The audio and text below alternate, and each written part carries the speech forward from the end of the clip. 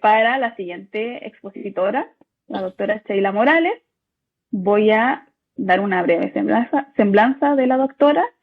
Ella es doctora en estudios socioculturales por la Universidad Autónoma de Baja California, maestra en desarrollo global por la misma universidad y cuenta con un máster en cooperación internacional y gestión de proyectos de desarrollo por el Instituto Universitario Ortega y Gasset, y también es licenciada en Relaciones Internacionales por la Universidad Autónoma de Baja California. Actualmente se desempeña como docente e investigadora en la Facultad de Ciencias Sociales y Políticas de la Universidad Autónoma de Baja California y cuenta con experiencia, por ejemplo, en el diseño, ejecución y seguimiento de proyectos de desarrollo con perspectivas de derechos humanos y género en la Fundación Paz y Cooperación en Madrid, España y México, y cuenta con experiencia también en el acompañamiento para el fortalecimiento de las capacidades de diversas asociaciones civiles. Dentro de sus áreas de investigación, ¿cierto?, a la cual se enfoca son las políticas públicas, género e inclusión social de recicladores. Muy bien. Adelante, maestra Sheila, le damos la bienvenida. El espacio es suyo. Muchas gracias. Gracias por el espacio, por la invitación. La verdad es que estos espacios enriquecen, ¿no?, siempre nuestras investigaciones y nuestro conocimiento. Al ser o al estar en una posición privilegiada siempre pensamos que ya se acabó ahí el conocimiento y aquí nos damos cuenta que es un buen espacio de compartir. Voy a entonces a presentar, permítanme, y me dicen si se puede ver. Sí, ya se ve la presentación. Bueno, yo le he denominado a mi presentación Inclusión Social de Recuperadores y Recuperadoras de Residuos como propuesta sustentable en la economía circular. Este es un proyecto que yo estoy trabajando desde otro enfoque, primero desde un enfoque de inclusión, todavía no se hablaba hace 10, 12 años no se hablaba de lo que era economía circular y pues ahora ya estamos como más en esa dinámica y ahorita lo voy a explicar tantito. A ver, no sé por qué no da. Permítanme. Ahí. Déjenme nada más hago esto para acá. Bueno, como introducción yo les quiero comentar que estamos trabajando en un proyecto colaborativo en la Facultad de Ciencias Sociales y Políticas. Es un proyecto multidisciplinario que intenta no ver la economía circular desde una mirada de inclusión. Y inclusión social se llama de los y las recicladoras migrantes permanentes. Hemos integrado la categoría de migrantes permanentes porque aquí en Baja California, como comentaba, hace 10 años era el migrante el que trabajaba el reciclaje, no la pepena. Vamos a ponerle pepena porque el reciclaje lleva otros procesos. Pero era sobre todo de un 90% eran migrantes, ¿no? De migrantes internos, principalmente de Oaxaca, de Veracruz, de Sinaloa, es decir, de distintos estados. Y quisimos también analizar si permanecían esos migrantes en esta actividad o si se habían incorporado nuevos migrantes derivado pues de los procesos o los flujos migratorios que hemos estado vivenciando en las ciudades fronterizas, sobre todo en Mexicali y Tijuana, de las caravanas de migrantes, es decir, migrantes o personas en movilidad. Digo personas porque ya no nada más son varones, por ejemplo, vienen niños, vienen mujeres, vienen niños no acompañados. Y quisimos ver si en esta actividad que es básicamente muy característica de la migración, sobre todo por los procesos de exclusión, como ya comentó el doctor, pues es una actividad de fácil acceso para este sector. Entonces, le denominamos economía circular e inclusión social de los y las recicladoras migrantes permanentes como propuesta de sustentabilidad en Mexicali y Baja California. El objetivo que tiene el proyecto es analizar las actividades de autoempleo de un sector de la población, básicamente actividades de recuperación, reuso o comercialización de materiales reciclables en los mercados informales. Migrantes permanentes es la categoría principal de este proyecto y queremos analizar, o lo estamos analizando porque todavía no ha finalizado, el acceso a los recursos. ¿Qué recursos? Recursos económicos, recursos materiales, recursos humanos, servicios públicos y ejercicio sobre todo de los derechos. ¿En qué situación están respecto al ejercicio? Como justificación, pues es una propuesta ante estos procesos de transición de economías. Inclusión, una economía circular inclusiva desde un enfoque integral de las tres dimensiones. ¿Qué dimensiones maneja el desarrollo sustentable? Nuestro paradigma, pues lo económico, que tendría que ser también en equilibrio de lo ambiental, pero no sin tomar en cuenta también el aspecto social, la dimensión social, que muchas veces se deja de lado. Y en esta última nos estaremos refiriendo sobre todo a la ocupación, al pepenador como la ocupación o la persona que desarrolla una actividad asociada a su oficio, y tiene que ver también a las condiciones de accesibilidad y participación social, ¿no? ¿Por qué también viene mucho ahora el desarrollo de estas investigaciones de economía circular inclusiva? Pues bueno, ya estamos presenciando de forma muy reciente marcos normativos, por ejemplo, en el caso de Baja California en 2019, ya tenemos la Ley de Prevención, Gestión Integral y Economía Circular de los residuos en Baja California. Anteriormente solamente se contaba con marcos normativos de gestión integral de los residuos, lo cual no incluía dentro de sus marcos, dentro de sus lineamientos, la persona como en sí, ¿no? Era muy dirigida y sigue siendo muy dirigida hacia las empresas que tienen como procesos mucho más sofisticados y bueno, básicamente se encuentren invisible en la primera cadena de valor, pues la persona del reciclador. La investigación es un diagnóstico situacional socioeconómico, exploratorio, cuenta con una metodología mixta y tiene su parte cualitativa y cuantitativa, pero sobre todo intentamos incorporar lo cualitativo porque es mucho más rico en cuanto a contenidos. No pasa. Ahí. Bueno, respecto a lo ambiental, porque estas tres dimensiones. En lo ambiental, pues ya conocemos el uso insustentable de los recursos naturales, la contaminación, el aumento de los desechos guarda relación estrecha con el actual modelo de producción y consumo y los riesgos socioambientales, económicos, biológicos asociados al cambio climático. Esto ha hecho, ¿no?, que a nivel mundial se incorporen dentro de las agendas la importancia de recuperar, de tratar los desechos, de incorporar nuevas estrategias, no solo a nivel macro, sino también micro, sobre la recuperación de los desechos, ¿no? Sobre todo, ¿no?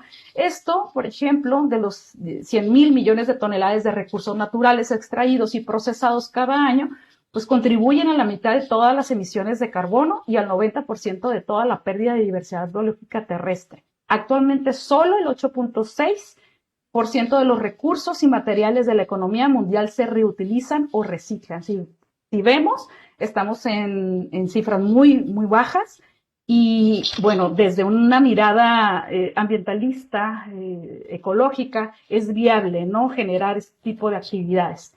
Quisiera también hacer mención de qué entendemos por economía circular, porque lo traemos a colación en muchos discursos y todavía nos queda un poco disperso a qué estamos hablando. La economía circular lo entendemos como un modelo que propone la reducción al mínimo del desperdicio y de la pérdida de materiales, apuesta por la reutilización y la valorización. No solamente habla de la disposición final de los residuos, es todo un proceso que apuesta por un cambio, claro, que no sea lineal, es decir, que también abone a no generar nuevas materias primas, sino trabajar con las que ya se hace. Hay diferentes definiciones y conceptos, pero sin embargo, incluye todo el proceso.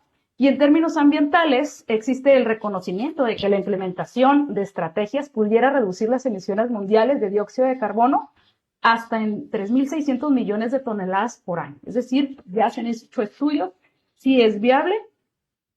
Sin embargo, seguimos viendo ahora la parte económica. En la parte económica también interesa ver, yo siempre como internacionalista pongo panoramas, ¿no? ¿Dónde estamos en la parte ambiental? ¿Cómo estamos en la parte económica y finalmente la social? En la parte económica, pues también hay un boom de los mercados, vamos a decirle, no los mercados de desechos, sino los mercados de materiales recuperados, ¿no? El valor del comercio internacional de bienes de segunda mano, es decir, todos estos productos que recupera el pepenador, materias primas secundarias y recuperación de residuos, experimentó un incremento de más de 230%, es decir, de 94.000 millones a 313.000 millones entre el 2000 y el 2019. Las ciudades fronterizas tienen una amplia participación en la comercialización de dichos bienes. En cuanto a las exportaciones globales de bienes, hubo un aumento del 195%. O sea, posicionemos ahí cómo está el mercado, dónde se ubican los recicladores y cuánto se está generando de ganancia. El valor del comercio de servicios de mantenimiento y reparación, es decir, todo esto que recuperamos como los refrigeradores, las lavadoras, pues fíjense, pasó de 74.000 millones a 108.000 millones entre el 2015 y el 2019, según la Organización Mundial del Comercio, ¿no? En 2022. Y adicionalmente el comercio de chatarra metálica entre Estados Unidos y México posiciona a este último como el único país en la región en los rankings internacionales. México, después de Brasil, y casi siempre estamos dándole ahí, compitiendo con Brasil, nos posicionamos en el país que más exporta a otros países como China, como Estados Unidos, Alemania, que son básicamente los países que transforman estos materiales en tecnología, nuevos productos, entre otros, ¿no? Permítanme. Aquí está.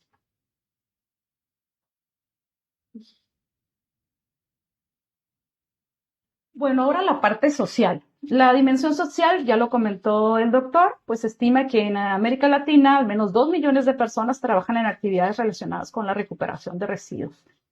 Siempre la tendencia es que estén, bueno, básicamente están en la informalidad, no quiero decir que los 2 millones, pero sí la literatura nos dice que es una constante, ¿no? Siendo responsables de hasta el 50% de la recuperación del material reciclado en la región, según datos del BID.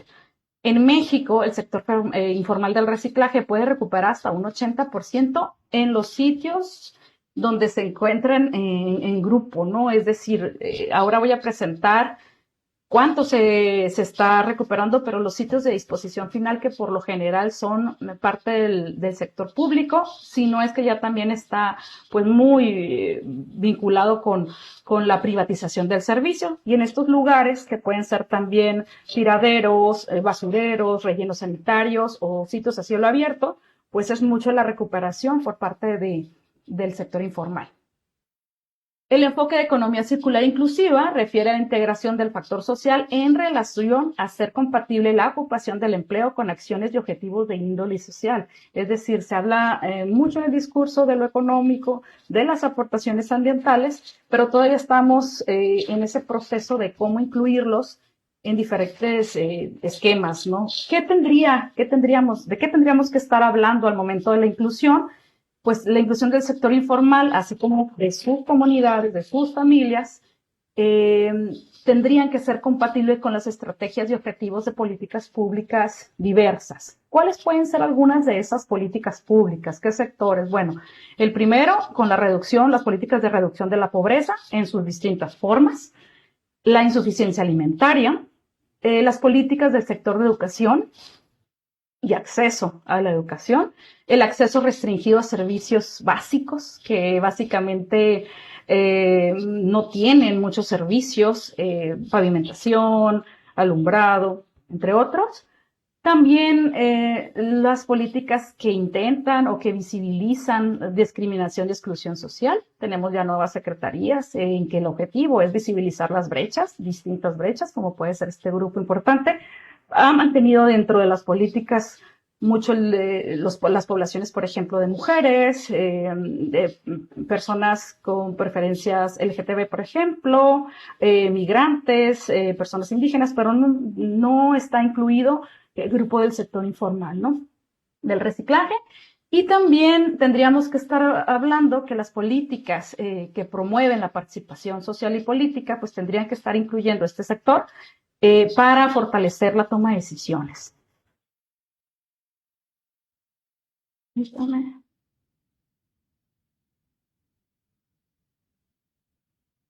Y bueno, en el año 2013, como comenté al inicio, se realizó un diagnóstico, mostraba que una población, casi toda la población, un 75-80% de la población que laboraba en los sitios de disposición final antes de la privatización, mostraba que tenía mucho de migrantes en aquel entonces recién llegados a la ciudad. Y ahora, pues quisimos ver ese contraste entre si seguían en una situación de exclusión o si ya tenían cierto grado de integración derivado pues de su proceso en esa actividad y en la ciudad, sobre todo son migrantes que se estuvieron quedando, ¿no? Aquí. Y bueno, ese es el antecedente. ¿Qué resultados hemos tenido a partir del diagnóstico que estamos trabajando en este nuevo proyecto de economía circular? Que siguen siendo migrantes con presencia menor de mujeres, pero en un 40% de mujeres y en un 50% de hombres, es decir, cada vez hay mayor presencia de mujeres. Es un grupo organizado y trabajan principalmente en familias. Básicamente hasta unos años, 5 años atrás, 6 años atrás, todavía estaban trabajando con familiares, hermanos, hijos, yernos. Ahora con las nuevas migraciones estamos presenciando migrantes que vienen y participan de forma individual en la actividad. También vimos que los servicios de recolección municipal y disposición de residuos sólidos, a la par de otras reformas de privatización de servicios, pues también ya están con presencia aquí en Mexicali. Básicamente en todos los lugares donde hemos tenido presencia de recicladores, también tenemos ya la presencia de la privatización del servicio y eso pues ha generado una serie de conflictos, sobre todo con las organizaciones de recicladores que ya están en los sitios de disposición final. Y bueno, en la investigación planteamos conocer más allá de estos aspectos que ya teníamos conocimiento, la situación actual sociodemográfica, los perfiles, existen nuevas formas organizativas y la accesibilidad a servicios también ha aumentado, recursos de grupos informales. Si bien han mostrado que tienen, por ejemplo, acceso a servicios públicos, todavía siguen muy limitados en cuanto a otro tipo de servicios. Déjenme nada más lo veo porque aquí tengo un problemita. ¿Cuáles son el grupo del que yo estoy tomando en cuenta? Los grupos organizados de los sitios de disposición final. Si bien intentamos incluir en el proyecto varias actividades para analizar el reuso, los grupos que hacen reducción de desechos, aquellos que ya llevan a cabo reciclaje, ecodiseño. En esta presentación solamente hablo de los que están reduciendo desechos en los sitios de disposición final.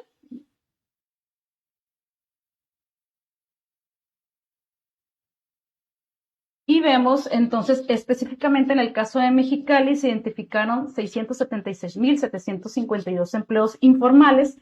De esta cifra, aproximadamente 9,200 individuos llevan a cabo alguna de las actividades de recuperación o reciclaje, reuso, reparación de materiales, reparación por ejemplo, de electrodomésticos, de forma muy general. Es decir, todas esas actividades los están contemplando como sector informal. Pero así no hay más información específica en las estadísticas sobre si son grupos informales, organizados, si lo hacen de forma individual, específicamente qué es lo que recolectan. Y en el caso, aquí vemos una fotografía que estamos en el relleno, en donde llegan los residuos y después los llevan a sitios de disposición final, llevan a cabo aquí una actividad de recuperación del desecho, que son lo que más están recuperando: cartón, aluminio, ropa, accesorios, maderas, por ejemplo, están los que llevan a cabo la recuperación de distintos tipos de aluminio. Y bueno, aquí encontramos entonces que el 46.2% son mujeres, si se fijan, con un contraste del 53.8% que son varones. Ya, si bien la literatura de los años 80, 90 hablaba de un pepenador varón, ya tenemos también una presencia importante de mujeres.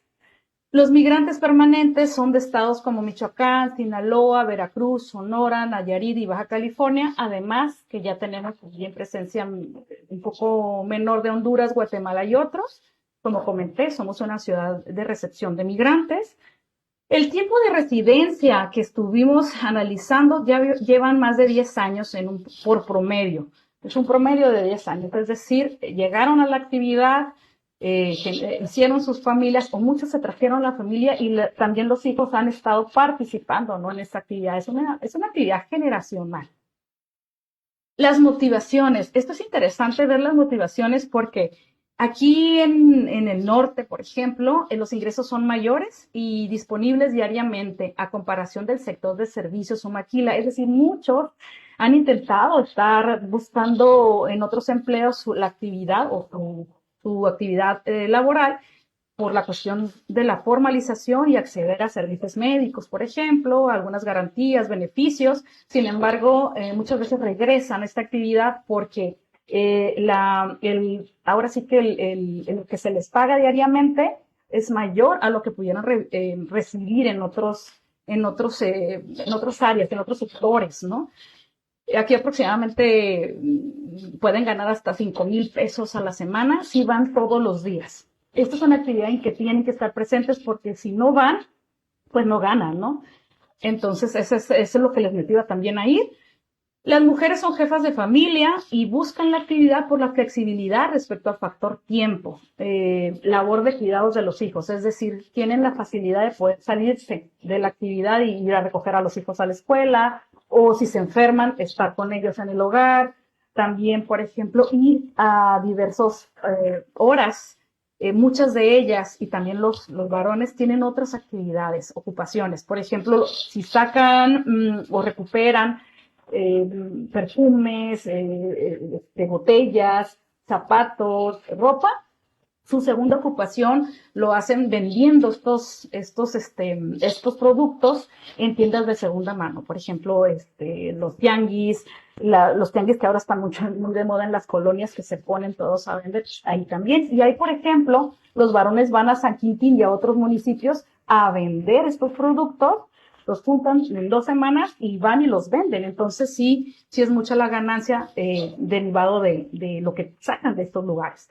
Las edades están entre rangos de 46 a 55 años, abarcando un poco más del 30% y en una secuencia cercana al grupo de 36 a 45 años.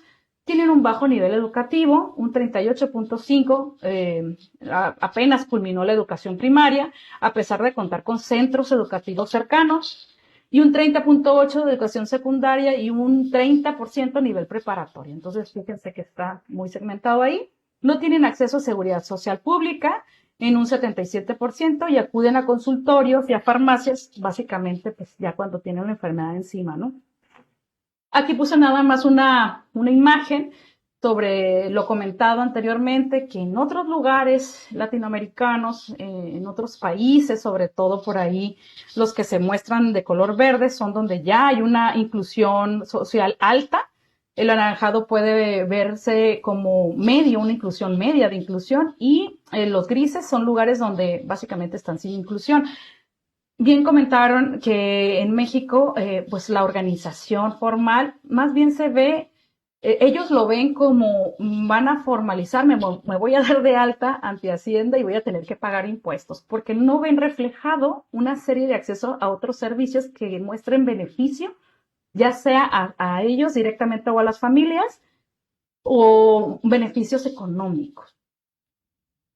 Y bueno, como conclusión, ya para terminar, ya agarré mucho tiempo, la propuesta es hacer visible el trabajo y la ocupación de los grupos informales. Tendrían que venir acompañados del proceso de fortalecimiento organizativo y participativo. Aquí, como bien comentaron, no participan en la elaboración de las políticas ni en los diagnósticos sobre problemáticas comunitarias, no participan en la evaluación de la política pública sobre desechos, no son invitados en estos procesos participativos y tendrían que estar siendo tomados en cuenta desde pues alianzas académicas, grupos de base comunitaria, empresas incluso de responsabilidad social, instancias de gobierno con atribuciones de construcción del tejido social y comunitario y secretarías que ya están trabajando, por ejemplo, estas estas secretarías de igualdad, ¿no?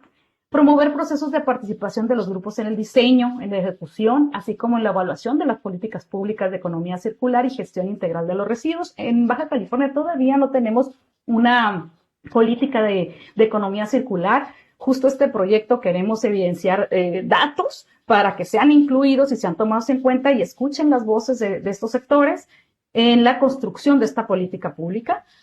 Y también creo en el acompañamiento para el fortalecimiento de las capacidades organizativas. Es necesario generar esa organización y esas capacidades de estos grupos que muchas veces están no organizados, no quiero decir que no haya organización, pero sin formación y capacitación para la incidencia política, cooperativas o de promoción colectiva, fortalecer las capacidades técnicas, administrativas, financieras. Y también, ya para terminar, el cabildeo para proponer la inclusión de dichos grupos en las políticas transversales tienen como objetivo disminuir brechas de desigualdad en grupos históricamente excluidos. Y entonces, concluyo que tendrían también que estar apareciendo en estas políticas transversales de exclusión y que intentan generar estrategias para incluir a los grupos, en este caso, el sector informal de reciclaje, pues es un grupo excluido dentro de ese sector, pero creo que históricamente ha sido uno de los que no cuentan ni con la mínima base de acceso ni a servicios ni al ejercicio de los derechos, ¿no? Muchas gracias. Muchas gracias, doctora Sheila. Bueno, nos quedamos con esta última reflexión de la conclusión, ¿cierto? De la importancia de que al momento de elaborar estas políticas públicas se incluya, ¿cierto? Desde la perspectiva de estos mismos grupos, quizás los principales aportes y necesidades, ¿cierto? Desde su expectativa para efectivamente que los procesos de inclusión sean mucho más integrales, ¿cierto? Bueno, en función del tiempo vamos a pasar directamente con la maestra Diana para que ya posteriormente, ¿cierto? Con la ronda de preguntas podamos un poco más profundizar sobre estos diversos temas que estamos abordando.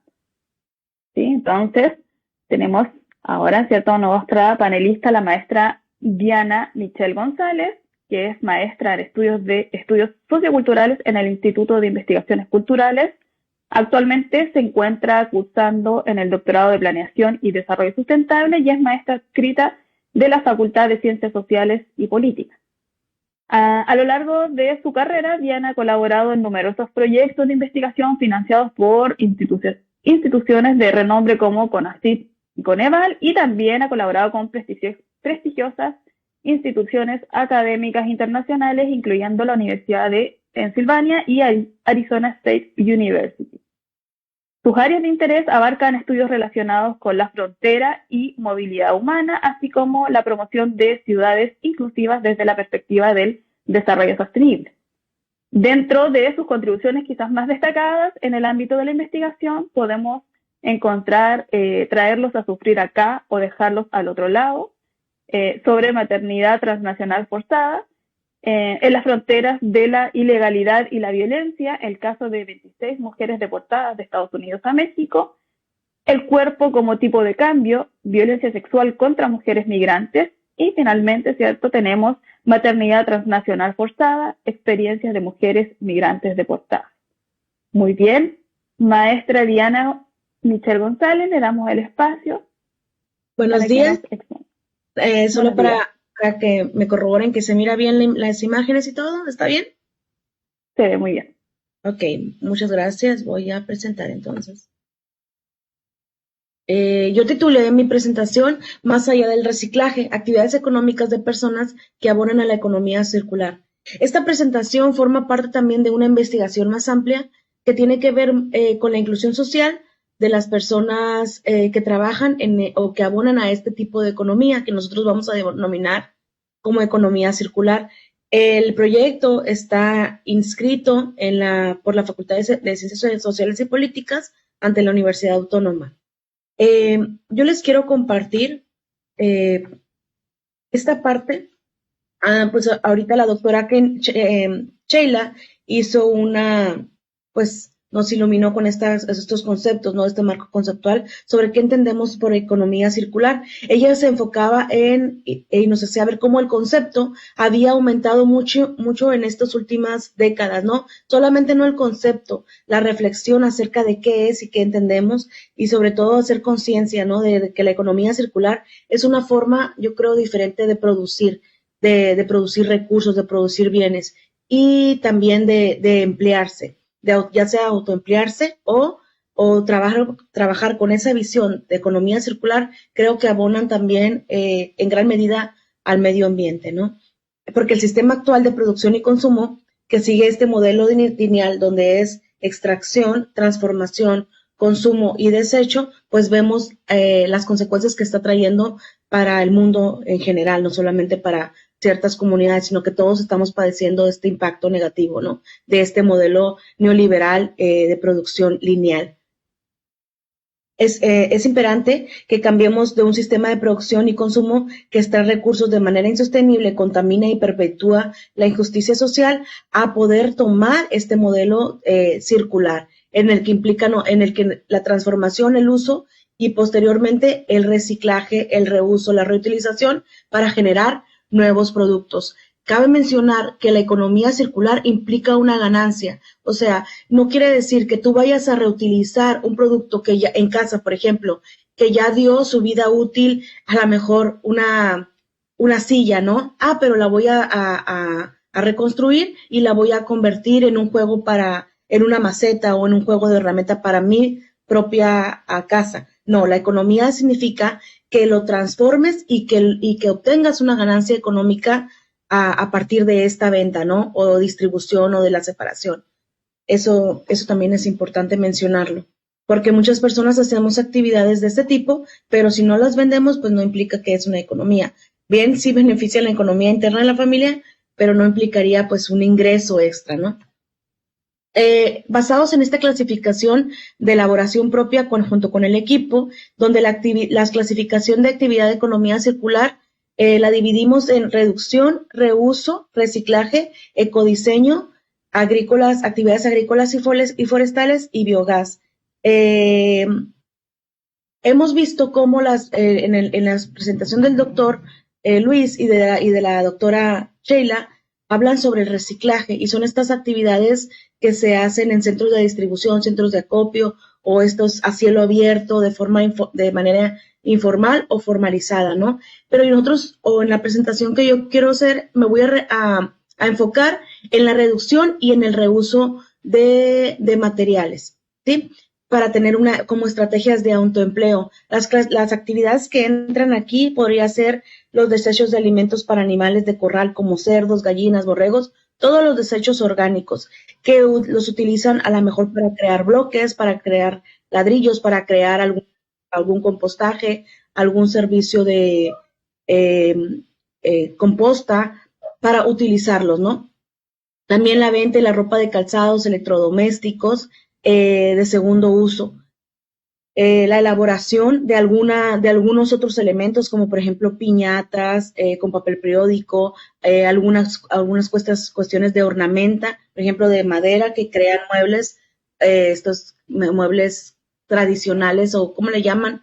Que no implica mayor material. Ay, disculpen, es que están ahorita, llegó aquí, no sé, y se escucha todo el ruido.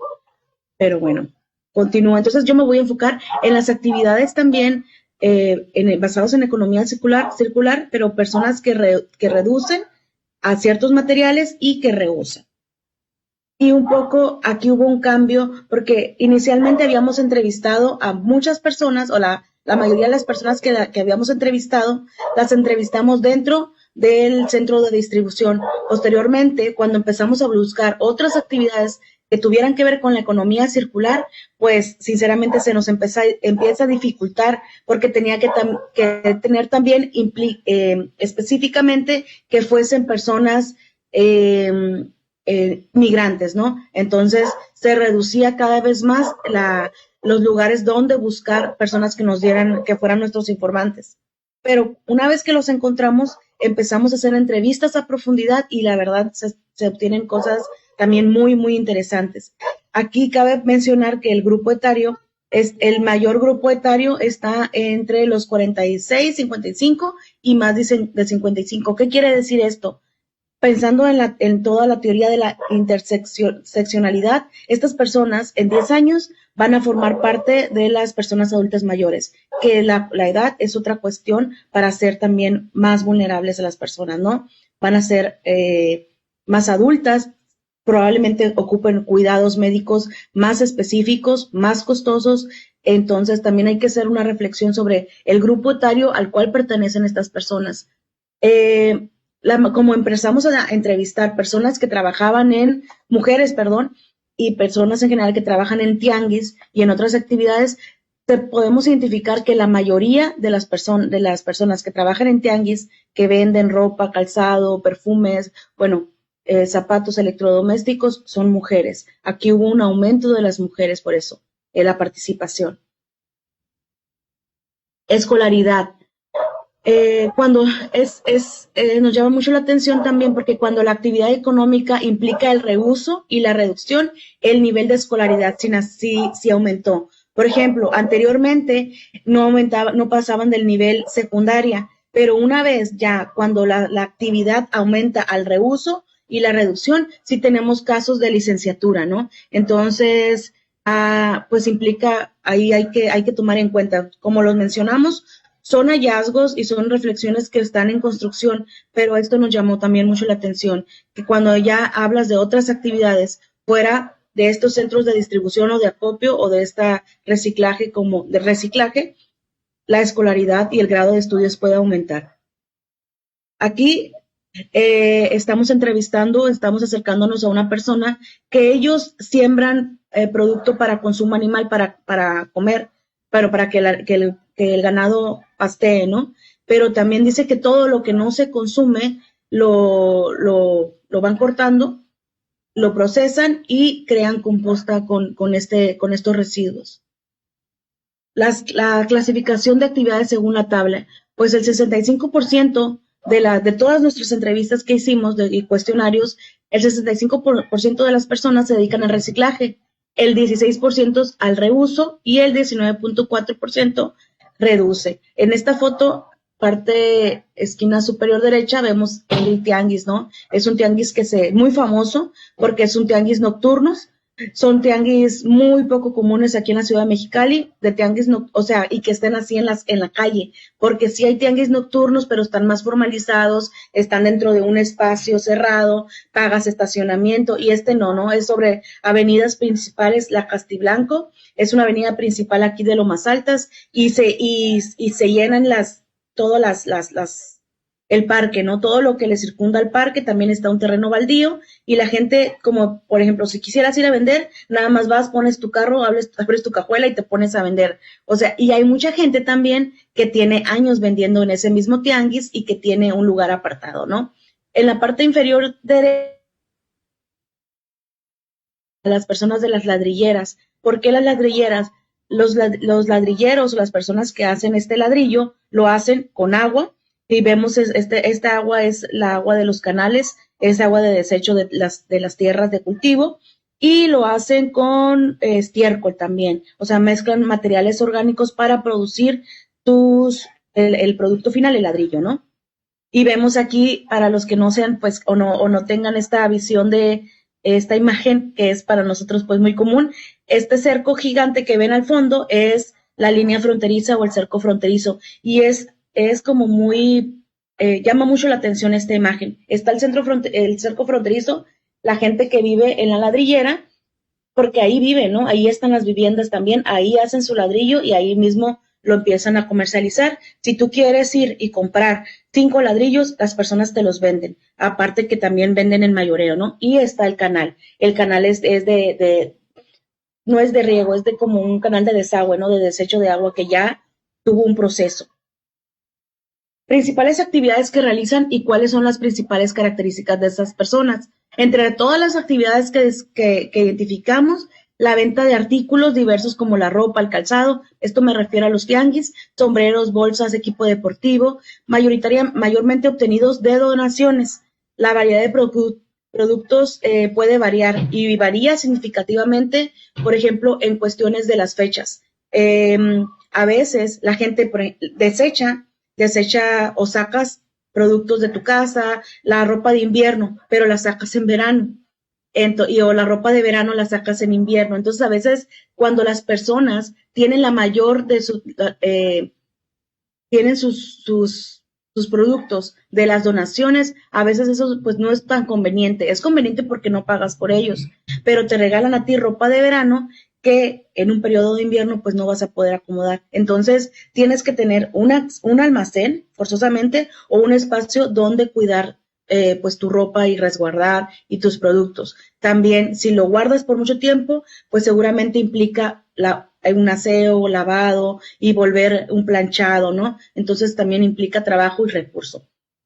Otra de las actividades, la compra y venta de artículos que se adquieren en las pajas por internet. Eso también ya implica otro recurso, implica que las personas tengan una mejor estabilidad económica y también acceso a redes, a internet, donde se ofertan estas pacas, a veces también el acceso a una visa, porque las pacas de ropa se compran en Estados Unidos, entonces ya tienes que contar con más recursos. No son donaciones, son compras, son productos de segunda mano, a veces son nuevos, pero productos dañados, ¿no? Por el que tienen algún desperfecto. Entonces se compra y se vende aquí en los tianguis. También el uso de papel periódico y cartón en buen estado para realizar piñatas. También nos hemos acercado a las personas que producen piñatas con el cartón, que generalmente es el cartón que desechan las empresas de Sabritas. ¿Por qué? Porque dicen que prefieren que todo el cartón tenga una medida específica, porque el cortar y pegar cartón no es redituable. Entonces, buscan un tamaño de cartón específico, ¿no? Y que esté en buenas condiciones, sobre todo que no esté humedecido, que no esté mojado y que no haya tenido como desechos o algún producto que les pueda afectar. Pues sobre todo porque lo trabajan con las manos y pues son piñatas generalmente para los niños. También el reuso de maderas que se obtiene de la madera, reuso en maderas que se obtienen a lo mejor de alguna mueblería o de la maderera, de Mexicali. Dicen que ellos compran en mayoreo, pero les venden así todo lo que ya vayan a desechar.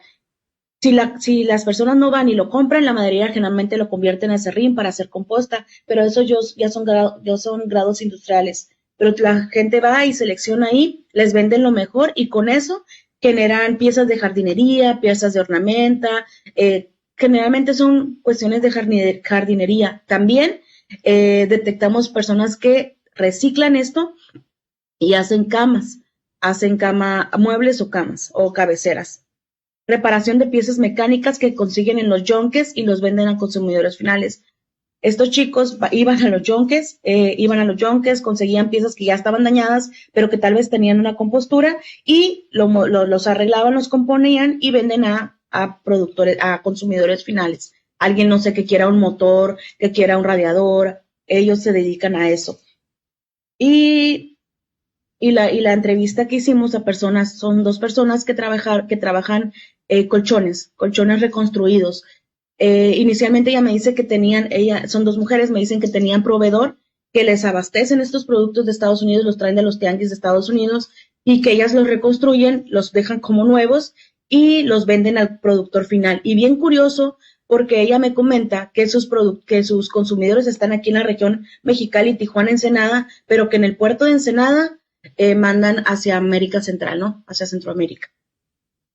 Costo promedio para realizar su actividad. Vemos cómo hay una asimetría, ¿no? De los costos. Así puede ser que no gastes tanto porque son donaciones las que recibes y si acaso pagas el 150 pesos para estar y tener acceso al tianguis.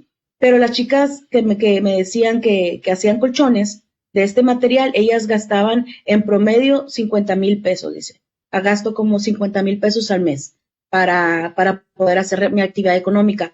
Sobre ganancias, sinceramente, cuando ustedes saben, los que se dedican a la investigación, cuando hablamos de ganancias, la gente tiene cierta renuencia a hablar sobre cuánto ganan, ¿no? Pero cuando hablamos de cuánto gastas, podemos tener una idea a veces de lo que ganas. Entonces, si estás gastando 50,000 pesos al mes, seguramente tus ganancias tienen que superarte, ¿no? Algunas de las actividades también generan gastos adicionales, sobre todo los que implican una reconstrucción. Hablo como, por ejemplo, de los colchones. o mejora de los productos para su venta final, como pintura, el transporte, la gasolina. Ella mencionaba, toda la tela o el telar con el que cubrimos el colchón es nuevo. El resorte se extrae, se fumiga, dicen, lo mandan a Estados Unidos en caso de que necesite resortearse, lo mandan a México y vuelven a producir el colchón como si estuviera nuevo, ¿no? Lo venden nuevo o seminuevo, pero dice que a precios muy accesibles. Además de algunas actividades, también implica la contratación de empleados. Eso es lo que eleva también el costo promedio, ¿no? de los colchones o de la actividad que vayan a realizar. Problemas o desafíos que presentan estas personas a las que entrevistamos. Yo les quise rescatar con narrativas de ellas mismas y de ellos mismos para ver a qué desafíos y problemas ellas, cuando les hacíamos esta pregunta, mencionaban, ¿no? Dicen, siempre que intento acceder al espacio en el tianguis, parece que quieren quitármelo. Sin embargo, recientemente he notado que están empezando a normalizar mi presencia y como adulta mayor creo que pronto podré disfrutar de precios más bajos. Era una señora del tianguis que entrevistamos, una señora, creo, pues mayor, como 70 años. Esta señora vive o trabaja con puras donaciones, tiene toda la parte del tianguis de lo más altas, pero toda la parte del parque. Entonces, en todo el cerco del parque tiene sus productos, ¿no? Ahí colgados. Uno de los desafíos más importantes que nosotros hacemos reflexión es la edad de la señora.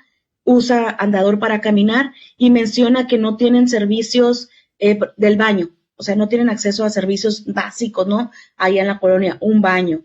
Y ella tiene que ir caminando y en su silla de ruedas y andador hasta el Calimax. Les hablo que es como 1 kilómetro o poquito menos de 1 kilómetro, pero para una persona en sus condiciones es muy complicado. Luego menciona otra del tianguis, otra chica. Los líderes del tianguis son muy agresivos. Decía ella que el principal desafío era conseguir un buen espacio, porque tú teniendo un buen espacio en el lugar ya tienes cierto renombre, dices, entre más formalizados en la informalidad estén, creo que es mejor para ellos. Por ejemplo, agarrar un buen espacio en el tianguis donde sus puestos y su ropa tenga una visión, porque hay todo un espacio como baldío y ahí se ponen muchos puestos. Pero generalmente ahí donde están los puestos de comida, están los puestos de música, tienen alguna pila para que genere electricidad, hay como una mejor iluminación. Entonces, cuando tú vas a ese tianguis, casi siempre inicias por el centro del tianguis y ese es el lugar. Entonces dices, no, yo tengo 3 años, dice, y yo no he podido conseguir un espacio aquí, pero esas personas acaban de llegar y ya les tenían el lugar apartado. Entonces ellos dicen que conseguir un mejor espacio es muy complicado y que a veces los líderes o los del tianguis dicen no son muy agresivos, nos empiezan a gritar por todo. Son mujeres, ¿no? La que comenta esto.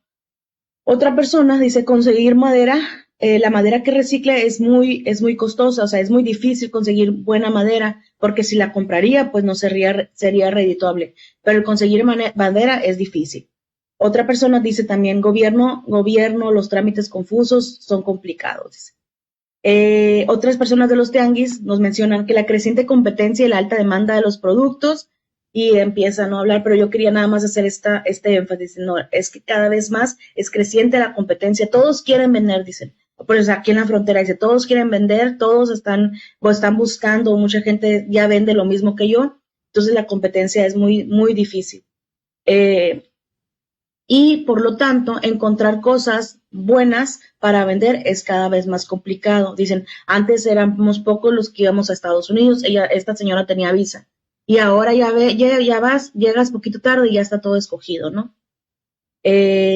Otras personas nos hablan de la inseguridad que existe en los tianguis, como robos, sobre todo en las épocas de Navidad o épocas donde hay mucha afluencia, es muy complicado controlar, porque si ustedes, pues todos conocemos, o la mayoría conocemos, cómo son los puestos del tianguis, que están como muy, a lo mejor precaria la infraestructura, una ramadita, los palitos y donde se pone la gente y la venta, ¿no? Y no tiene paredes. Entonces ellos se enfocan en algún cliente y por atrás puede estar que alguien les esté robando sus mercancías, ¿no? Reflexiones. Son varias las reflexiones. No quiero poner conclusiones porque es un proyecto que está aún en construcción y que se está llevando a cabo, ¿no? Aún vigente. Pero algunas reflexiones. En el ámbito de las actividades relacionadas con la venta de productos finales como ropa y artículos para el hogar, se observa una participación mayoritaria de mujeres. Sí, es evidente y ahorita la doctora nos va a ilustrar con estas cuestiones de género, ¿no? Por otro lado, en actividades que involucran reconstrucción, reparación, por ejemplo, la mecánica, carpintería, suelen predominar los hombres con habilidades técnicas en mecánica y carpintería. Las mujeres tienen obviamente otras habilidades y como la venta, el trato hacia las personas, el comprar productos y revender, la cuestión de las administraciones, ¿no? Aunque no me quisiera ver muy ¿cómo se dice? Separar por lo que sabemos hacer o no, pero así se muestran en los resultados. Las personas no son plenamente conscientes, esto cuando les hacíamos la pregunta que si estaban conscientes del beneficio que generaban para el medio ambiente. No son conscientes de esta contribución. Cuando les hacíamos esta pregunta, hasta a veces no comprendían que era como en economía circular o la cuestión del medio ambiente. Me decían, no, yo todo lo que hago aquí, yo llego, pongo mi puesto y me voy y trato de que quede limpio, o sea, de limpiar, pensando que nosotros les estábamos juzgando del tianguis, de la limpieza, ¿no? Que podrían tener. Y no, cuando les explicamos cómo lo vemos nosotros, ellas hasta se sorprendían y decían, pues no había tenido esta oportunidad de verme de esa forma, ¿no? Y hasta les cambiaba el semblante. La competencia es agresiva, es evidente, en el entorno especialmente como en lugares como en el tianguis, donde se compiten por estos espacios. Son jerarquizados, estos espacios son jerarquizados, son politizados, porque estos permisos los da el ayuntamiento y son una cuestión también como muy patriarcal, ¿no? El líder, pues, generalmente es un hombre. El acceso a los recursos es complicado, porque en los recursos en todos sentidos, como menciona la doctora Sheila, ¿no? Los recursos sociales, los recursos de salud, de bienestar, o incluso los materiales. El acceso a esto siempre va a ser complicado.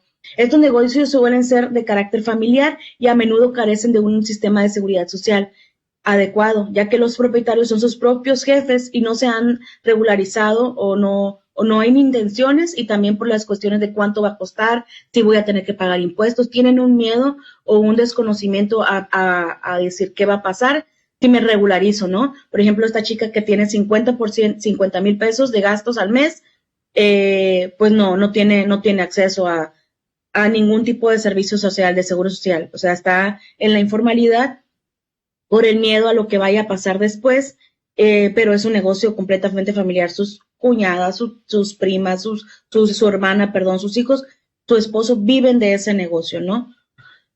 Los gastos que implican desarrollar la actividad económica, a diferencia del reciclaje, es más amplio, pero también las ganancias son más. En los horarios varía mucho en cuanto a la actividad. Por ejemplo, en las personas siguen el tianguis de la ciudad. ¿Qué quiero decir? Los horarios varían. Por ejemplo, la gente que trabaja en el tianguis, algunas trabajarán solamente fines de semana porque es lo que pueden, porque entre semana hacen otras actividades domésticas, ¿no? Pero otras personas siguen todos los tianguis de la ciudad. Como sabemos, hay alrededor de 13 tianguis aquí en Mexicali y la gente trabaja todos los días de lunes a domingo.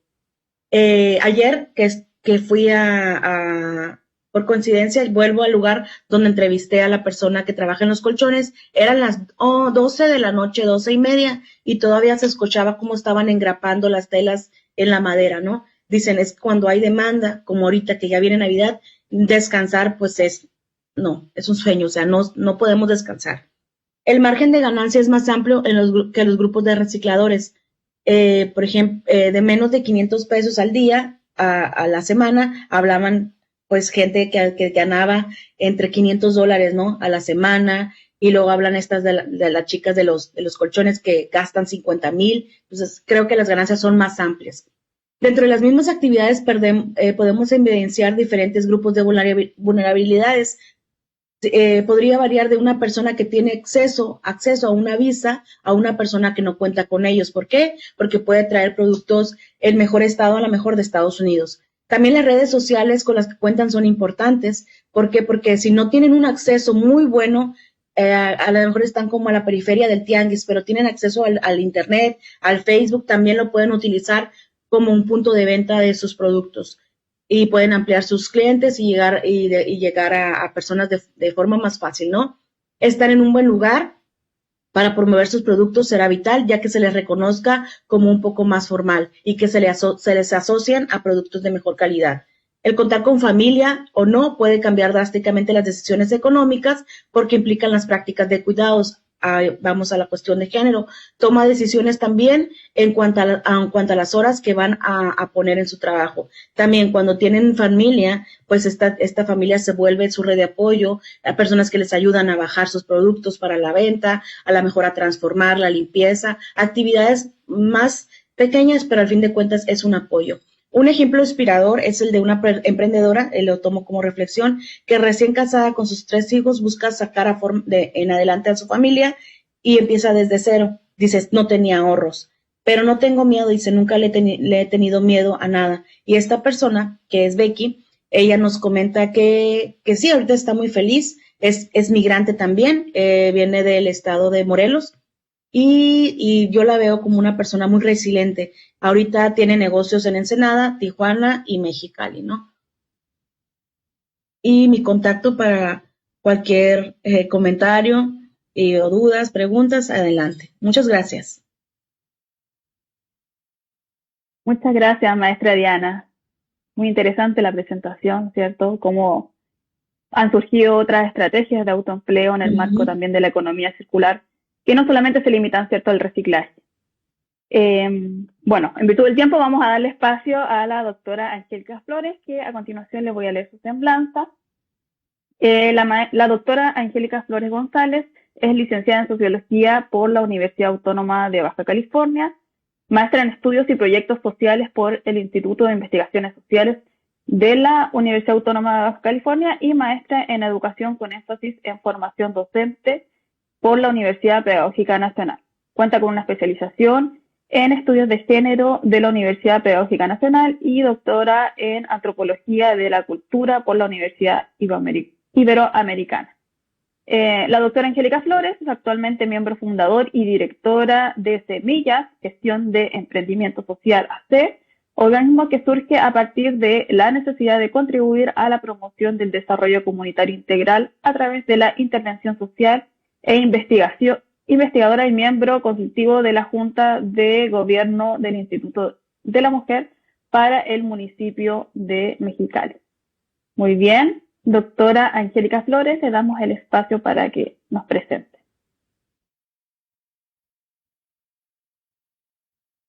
El micrófono, Okay, doctora. Ahí, sí, muy bien. Pues, muchas gracias. Y al igual que mis demás compañeros, compañeras y compañeros, agradezco la invitación a esta interesantísima presentaciones que han hecho todos. Y pues muchas gracias. Y definitivamente me dejan varias reflexiones en torno a estas presentaciones. El trabajo que esta presentación que les voy a poner forma parte de un trabajo en la especialidad de género que tuve con algunas de las compañeras. Lo titulé Con el olor a la basura. Y bueno, este interés de trabajar con las mujeres recicladoras, ¿sí?, de las mujeres recicladoras de la unidad de transferencia Xochimilco, ¿sí?, específicamente, es porque a lo largo de mis lecturas sobre los estudios de la basura, encontré trabajos muy interesantes, pero muy pocos trabajos que hacían referencia a las mujeres que trabajan en este campo, ¿no? Y especialmente a su mundo de vida. La idea de trabajar el tema del reciclaje en relación con las mujeres, este trabajo y en el que subsisten, estaba en mi interés de conocer cómo se construyen y reconstruyen estas identidades, ¿no? Y también visualizar las violencias y los espacios de exclusión que se apoderan que se apoderan y que agravan la violencia particularmente hacia la mujer, ¿no? Como son a través del sexo, de la de la etnia, de la edad, del género o de la discapacidad, solo por mencionar algunos. Siguiente, por favor, la siguiente, si me ayudan con la siguiente diapositiva. Aquí vemos una imagen que tomé me parece, de un periódico local que no tiene muchos años, pero igual, podría ser de hace 2 días, ¿no? Quiero comentarles que, bueno, la justificación de este trabajo de las mujeres recicladoras de la unidad de transferencia, bajo la perspectiva de género, es el plantear y visibilizar toda esta serie de subordinación en las que se encuentran las mujeres recicladoras. Y mi trabajo parte particularmente de 3 dimensiones. Siguiente, por favor. El primero es visibilizar la explotación laboral en el trabajo de la mujer recicladora, que muy frecuentemente está basada en modos capitalistas y patriarcales, como bien lo comentaba la compañera Diana, ¿no? Y estos modos capitalistas y patriarcales de explotación legitiman y hacen que siga permaneciendo esta tradicional división sexual del trabajo, ya sea dentro o fuera de sus espacios, ya sea dentro de sus espacios públicos, como es el laboral, o sus espacios privados, que son el hogar, ¿no? La segunda dimensión tiene que ver con la perspectiva de género a partir de considerar el cuerpo de la mujer como un territorio político.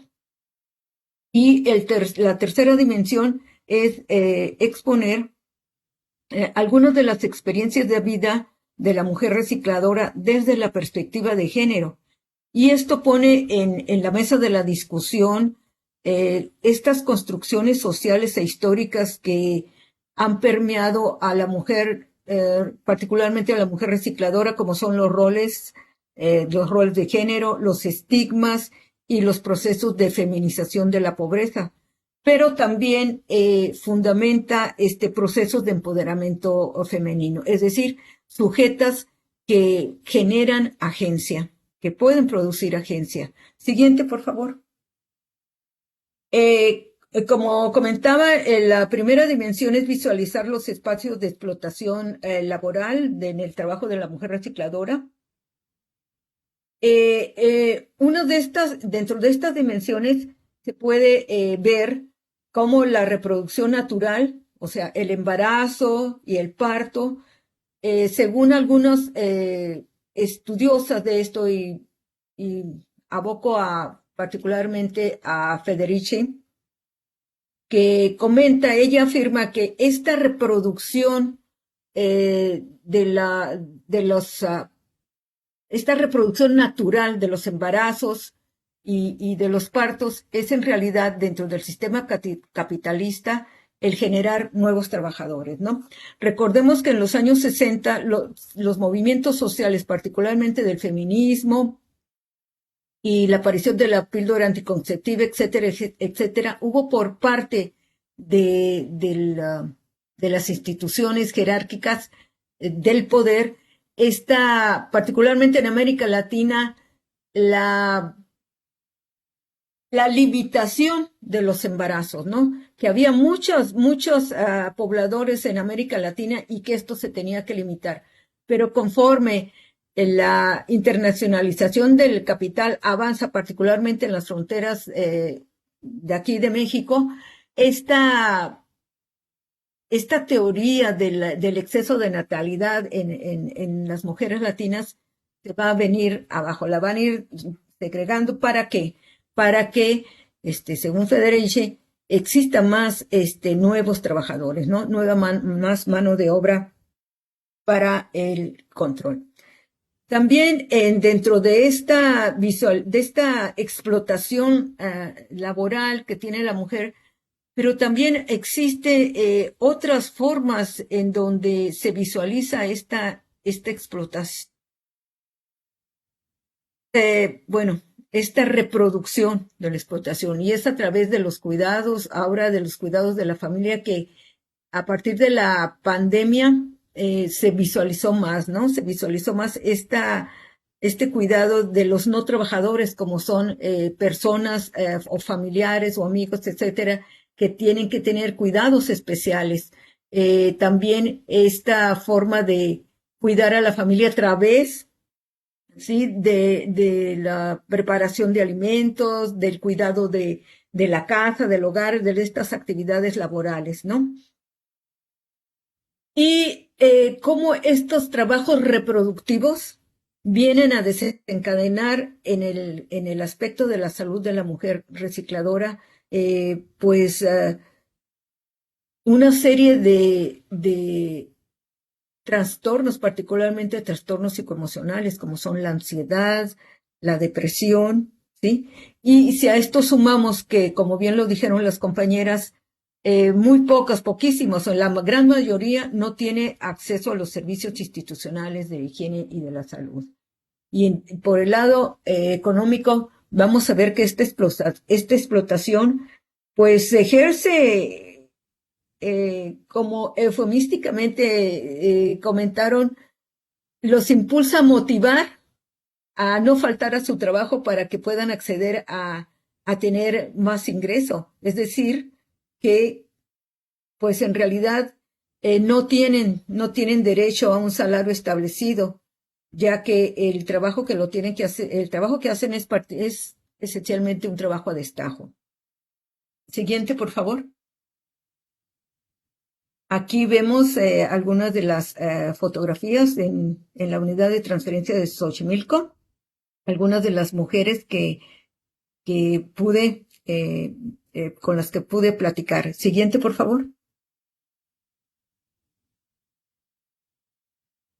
Aquí me gustaría comentar que esta reproducción natural de los embarazos y los partos, como comentaba, Federici lo comenta o lo afirma que son estas nuevas formas de estos nuevos trabajadores. Y por allí Bauman comentaba que en su libro del 2005, no recuerdo ahorita el título, los parias del mundo, por ahí tiene que ver, que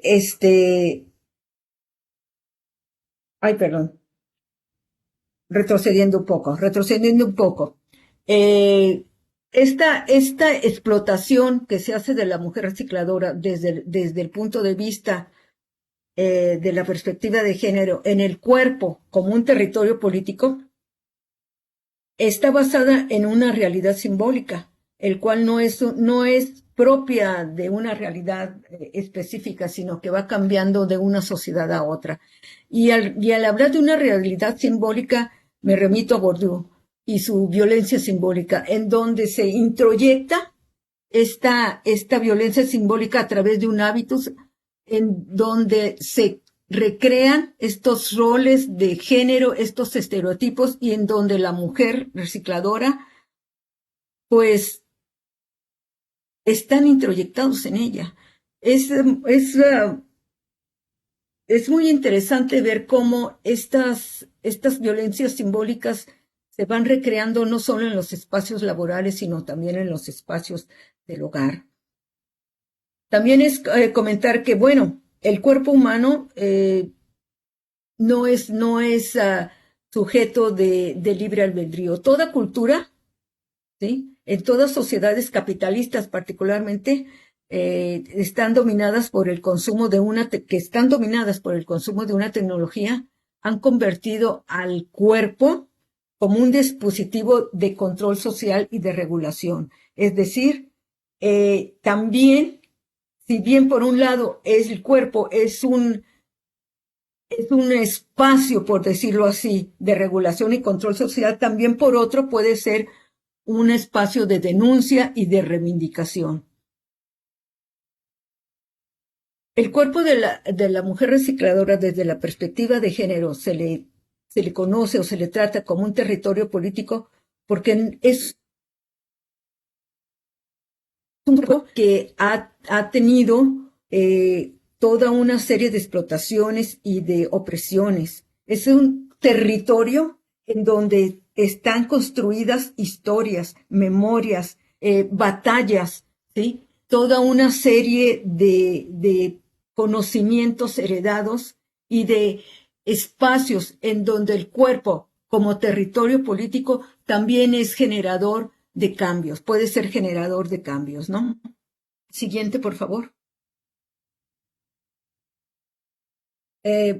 Valga decir que esto de el territorio como espacio, el cuerpo como territorio político, también ha sido la historia de violencias, de devaluaciones, de marginaciones y de exclusiones para la mujer, particularmente para la mujer recicladora.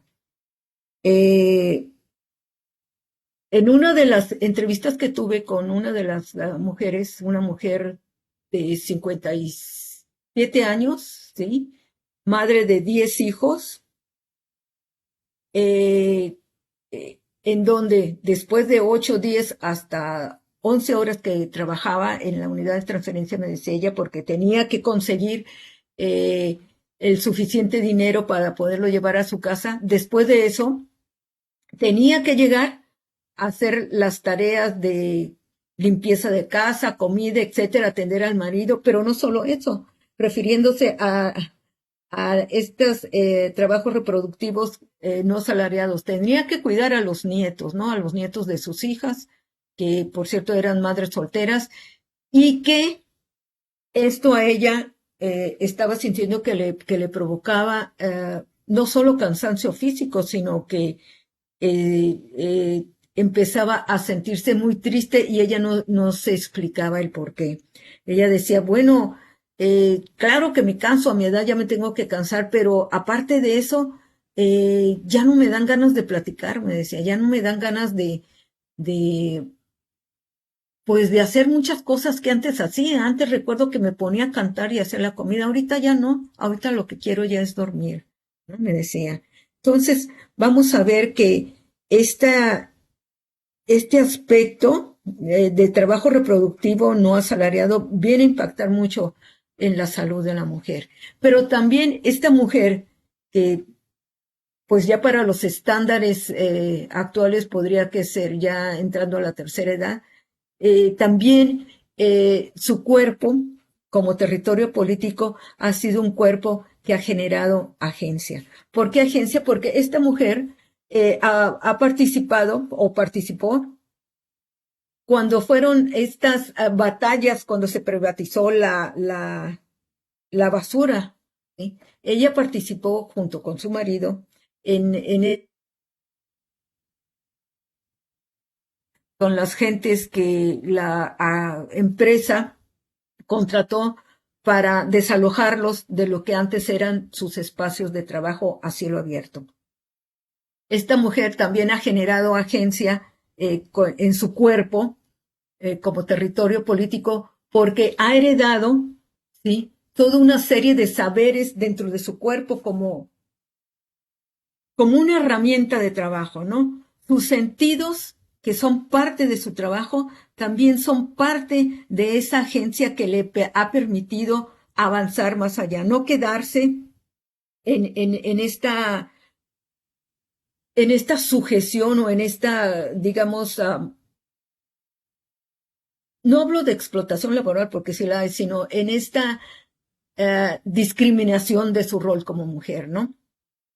Sus sentidos, tanto el tacto como el olfato, la vista, le han permitido generar una herramienta muy importante a partir de su cuerpo, ¿no? Y también es un cuerpo político el de esta señora, porque a través de ello, ella no se entristece o no se debate por ser mujer prepanadora o recicladora, como lo llamaba también la maestra Sheila. Yo las llamo recicladoras porque no solo reciclan la basura, sino que también se reciclan a ellas mismas, ¿no? Bueno, comentaba, su cuerpo como territorio político le ha permitido no solo ser su principal herramienta, sino también el poder generar agencia y transformar ese cuerpo cansado en un cuerpo en donde ella reivindica su trabajo y bueno, está consciente de que su trabajo es también un trabajo bueno para la sociedad, ¿no? ¿Por qué? Porque cuida el medio ambiente, ayuda a preservar un medio ambiente ya de por sí muy deteriorado. Siguiente, por favor. En estas experiencias que me platicaron algunas de las mujeres en la unidad de transferencia de Xochimilco, se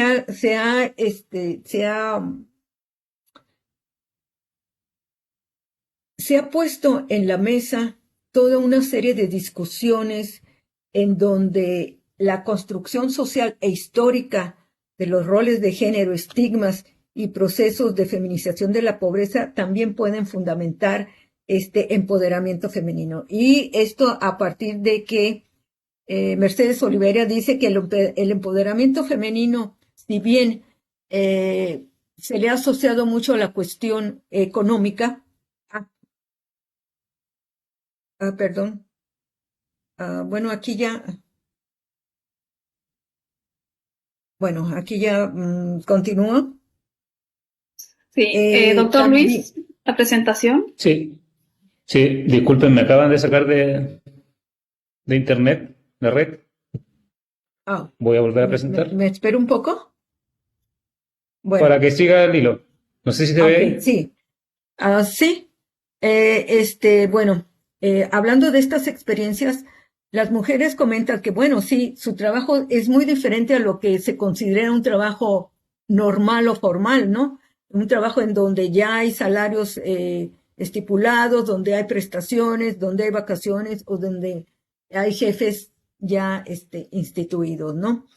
Sin embargo, sienten orgullos, ellas se sienten orgullosas, como comentaba, porque aparte de sobrevivir en una sociedad que por sí las estigmatiza y la consideran injusta, porque pues ellas no tienen las mismas posibilidades de salir adelante que otras, ¿no? Sin embargo, no se sienten estigmatizadas dentro de su propio grupo, ¿no?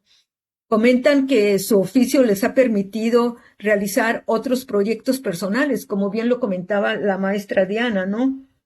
Otros, no solo proyectos personales, sino que también tener la frente en alto y darles, tener la frente en alto y generar una especie de autoestima personal, ¿sí? Con respecto a los de su grupo, ¿sí? Es decir, ellas sienten que a través de su trabajo recrean y crean una imagen muy positiva para ellas mismas. Esto se puede entender como una autoestima, ¿sí? De ellas mismas en referencia a su trabajo. Y quiero decir que estas experiencias que me contaron tienen mucho que ver con lo que yo entiendo como una construcción y reconstrucción de una identidad, particularmente de una identidad laboral, ¿no? Ellas me comentaban que en la basura pues han encontrado muchos beneficios, ¿sí? Tanto económicos como con formación de redes familiares, como bien lo explicaba Diana y Sheila, también lazos afectivos. Estos lazos afectivos pues se apoyan entre ellas mismas, ya sea cuidando a sus hijos, ya llevándoles comida, ya apoyándolas inclusive en el mismo trabajo, ¿no?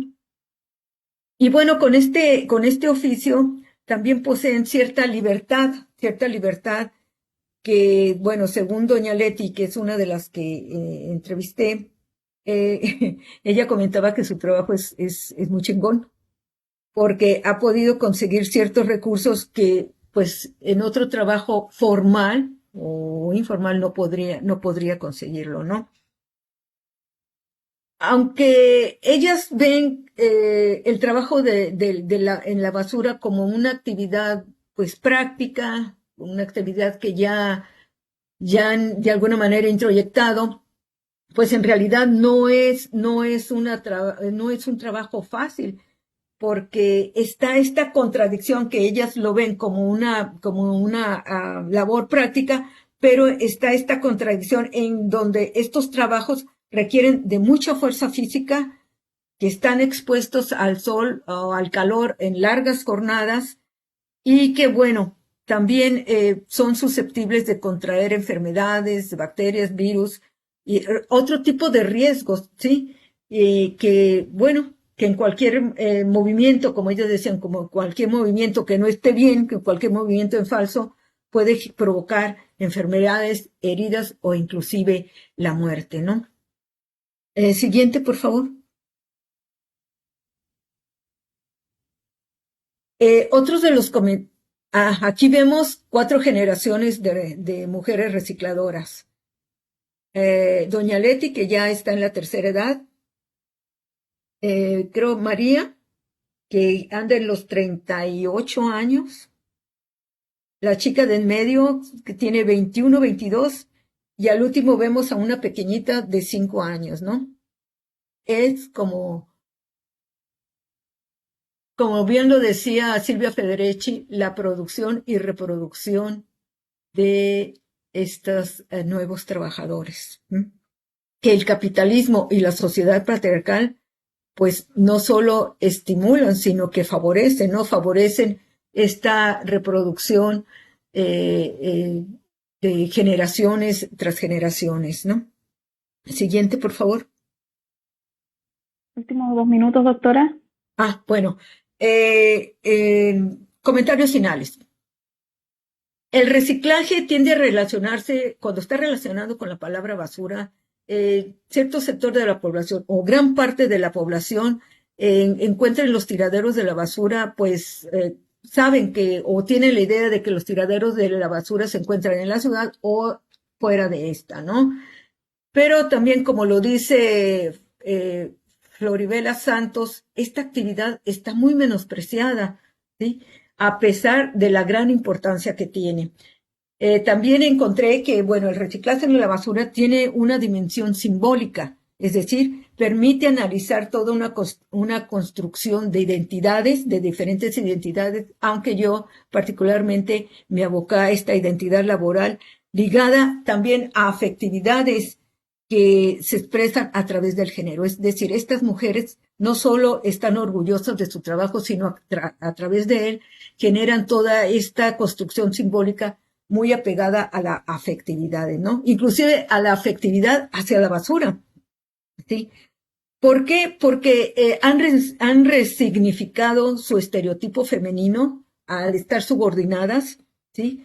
A resignificarlo a tener el mando de su propia vida. Es decir, como trabajadoras, ellas ya se sienten que se han empoderado. ¿Por qué? Porque generan su propio dinero, ¿no? Su propia posición dentro de su grupo, ¿sí? Una posición que para muchos, inclusive sus familiares, es de dignificarse, es de ser una mujer que puede, una mujer que sabe y que se sabe autosuficiente y que no solo es autosuficiente para ella, sino también puede generar beneficios para otros, ¿sí?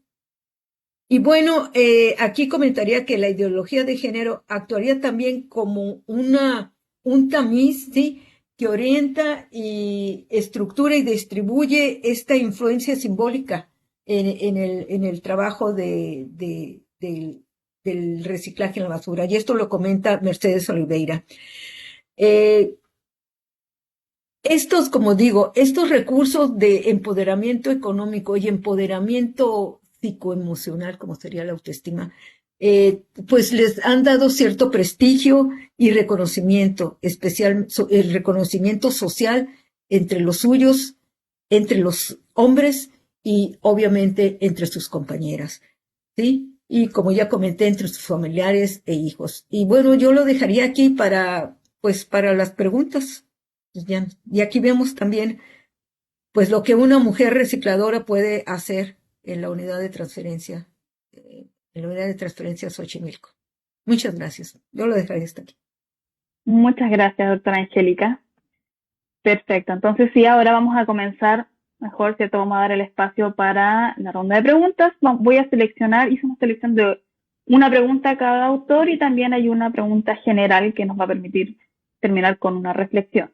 El orden va a ser iniciando con el doctor Luis Cancino, y la pregunta dice que de las cooperativas que se encuentran ya organizadas en Sudamérica, ¿hay algo similar en México o de lo cual se pueda rescatar quizás algunos aprendizajes?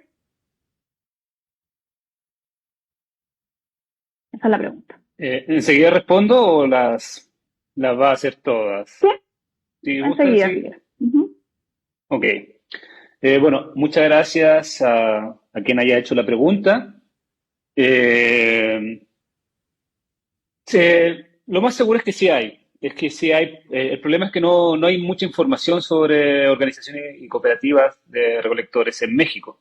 En el caso particular, yo he conversado con dos organizaciones, una que está en Ciudad de México, en La Merced, con Nosotros Reciclamos, Nosotros-Reciclamos, que están a punto de cambiarle el nombre a Nosotros Reciclamos y Transformamos. Ellos son una organización de cerca de 15 recicladores, organizados por una persona, organizó a estos recicladores. Y uno de los logros que han tenido estos recicladores, que 7 o 8 de estas personas vivían en situación de calle, o sea, sin techo. Y esto empezaron en el 2015 y ahora en el 2023 ya estas 7 o 8 personas ya están viviendo bajo techo. Otro de los grandes logros que han tenido estas personas también es que la mayoría tienen problemas de adicciones, alcoholismo, drogadicción. Por lo tanto, dentro de la misma organización han tenido programas de psicología, una persona que está ahí como que lo acompañan para el tema de la autoestima, para combatir estas adicciones, creando espacios libres de adicciones. Y otras cosas que también se rescatan de esta organización es que ellos transforman los residuos, los transforman en arte, en productos que venden fuera de México, en diferentes lugares, ¿sí? Como arte. Tuvieron la capacitación de un artista y pudieron recolectar. Y otra organización que también me llama mucho la atención, cómo trabajan precisamente con reciclaje exclusivo y otros ejes, emprendimiento de mujeres, con jóvenes, con niños, etcétera. Es una organización, una asociación civil, se llama Sicanda, que está acá en Oaxaca.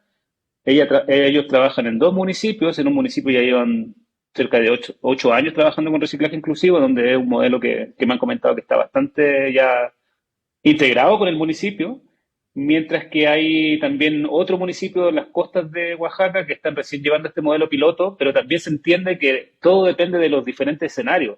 En el escenario te da también diferentes características, diferentes perfiles. En algunos lugares los perfiles de los pepenadores es mucho, mucho más vulnerables que otros lugares. Por ejemplo, en Nosotros Reciclamos, me comentaba el organizador que la mayoría de las personas son analfabetas.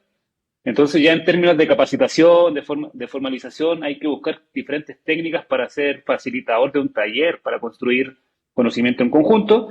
Y también unas cosas que también me han comentado en estas organizaciones es que ya solamente el hecho de generarse una figura como organización o una figura jurídica como cooperativas es donde ya se consideran con un logro ya tocando techo y ya no quieren salir más arriba, no, como que buscan que alguien los guíe. Entonces se forma como esta visión de paternalismo, donde no es la idea es que ellos mismos adquieran esa autoestima o habilidades para salir.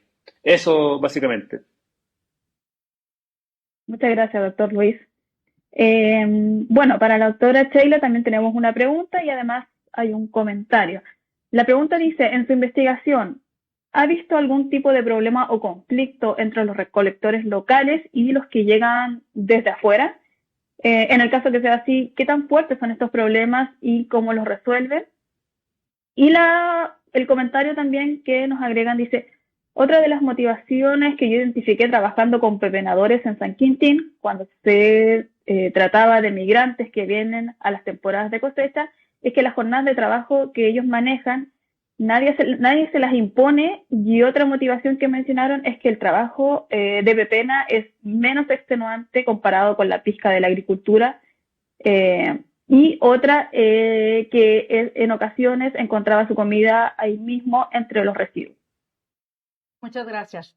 Sí, conflictos, muchos conflictos, porque fíjense qué interesante, ¿no? Previamente a que se empezaran a privatizar la basura, eso es un hecho que va a dividir a los grupos y que va a generar nuevas condiciones que yo creo que algunas pueden ser positivas y otras negativas, pero mucho más las negativas. ¿Por qué? Previo al 2013, por ejemplo, que ellos ya, la gente que trabaja en la basura de forma organizada va siguiendo los basureros o los sitios donde se va a posicionar estos procesos, ¿no? De recuperación y de desechos. Entonces lo hacen de forma organizada a través con familias. ¿Qué pasa cuando llegan la privatización de servicios? Lo primero que hace es dividir a los grupos y dividen a los grupos para poder generar lazos de confianza con líderes que puedan manejar, ¿no? Que puedan generar condiciones para las empresas que van a generar una utilidad con el reciclaje. Por lo general son los mismos las mismas empresas que van a estar en el servicio de recuperación o de selección en la ciudad, pero luego de disposición final. ¿Qué pasó cuando se privatizó? Quisieron imponer salarios muy bajos.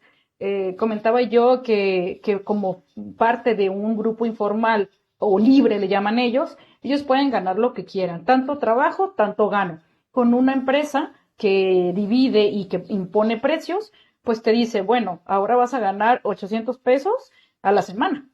Entonces, y aparte con condiciones, y lo digo por el comentario segundo, con condiciones de horarios y con condiciones donde las dinámicas ya van a ser distintas. Ya no te vas a poder salir, ya tienes que cumplir con ciertos horarios, tienes un esquema, una reconfiguración en tus procesos distinto. Ahora vamos a tener que trabajar la basura, limpiarla más, dejarla más para poderla exportar o para poderla vender o para darle otros procesos distintos a los que ya estaban. Esas dinámicas generan siempre conflicto y conflicto con nuestras modas de trabajo, con nuestra cotidianidad, de cómo nos organizamos, ¿no?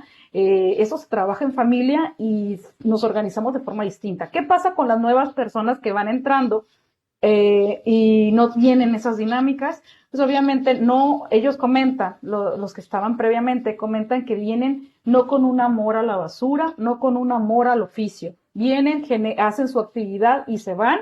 Muchas veces ocupan cargos por las empresas, los ponen porque están más bien a modo y generan división entre los grupos que ya ha estado. Y también beneficios, ¿no? Por ejemplo, uno de ellos, que fue impuesto por la empresa, pues hizo líder y empezó a comercializar los productos y a cobrar por quién entraba y quién no. Entonces, esto empieza a dividir a los grupos y empieza a generar beneficios diversos, ¿no? Como bien lo comentaba la maestra Diana, pues los que tienen los permisos son los que disponen de los recursos y son los que parten el queso en los espacios donde hay gente que entra y sale y que va a generar estos procesos, ¿no? Entonces, sí, muchos conflictos. ¿Qué es lo que se hizo? Pues se tuvo que recurrir al municipio y generar contratos, más bien acuerdos por parte de los que antes estaban, ahorita está concesionada la basura. Básicamente, si pasa o no un incidente dentro de los espacios privatizados, ya le compete a la empresa concesionaria, a la empresa que está bajo ese servicio, arreglar y solucionar los conflictos, cosa que no hay, porque si bien el mercado es el que está aquí generando esas dinámicas y no es conveniente invertir en esos tipos de asuntos, por lo cual yo sugiero y también abono a que se organicen, a que participen de forma organizada y a que generen de la mano del Estado, obviamente, regulaciones, ¿no? Regulaciones no solo para reconocer lo que ya se ha llevado por décadas, ya lo presentó la doctora Angélica, se ha llevado por décadas, por generaciones y ya tienen ciertos derechos y también puedan incluirse a nuevas personas, pero ya con dinámicas inclusivas de reconocimiento, también el que se abone o al que se reconozcan lo que ya existe organizado ahí, ¿no? Hasta ahí lo dejaría. Muy bien, muchas gracias, doctora Sheila. Vamos a dirigirle la pregunta ahora a la maestra Diana. Dice que, aquí dice, la economía circular puede incluir un intercambio monetario, pero ¿por qué no considerar también aquella reutilización que no pasa por la mediación del dinero? La distinción entre el valor de cambio y el valor de uso no debería permitir dar más énfasis al cuidado del valor del uso. Ok. Sí, sería muy interesante poder tomarlo así, pero como les comentamos, es un concepto que apenas hemos estado estudiando y al momento de decir economía, sí realmente yo lo vinculo más con la ganancia en el momento, ¿no? Por ejemplo, las personas que reciben donaciones y que sus donaciones la mayoría de las donaciones las venden, pero también estas donaciones las utilizan para amueblar sus casas, para vestir a sus hijos, para regalar o para donar a sus familias ciertas ropas. Y creo que también, como bien comenta el que hace la pregunta, que gracias, pues también esa es una cuestión económica, ¿no? Porque al final de cuentas cubres los espacios o cubres actividades que de no ser así tendrías que gastar en ellos.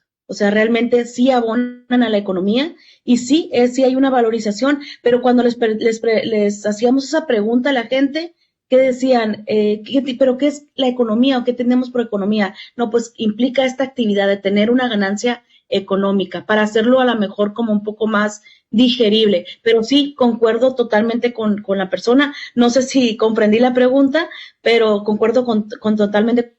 O sea, no necesariamente tiene que haber una transacción monetaria para considerar la economía circular. Creo que sí, estoy de acuerdo. Solo que no hemos ahondado un poquito más en esas situaciones, ¿no? Gracias. Muy bien, muchas gracias, maestra Diana. Y bueno, vamos a continuar con la pregunta que va dirigida a la doctora Angélica Flores y esta dice, ¿cuáles son las principales formas de violencia a las que se enfrentan las mujeres recicladoras y de qué manera cree que es posible atender e idealmente erradicar estas formas de violencia? A ver,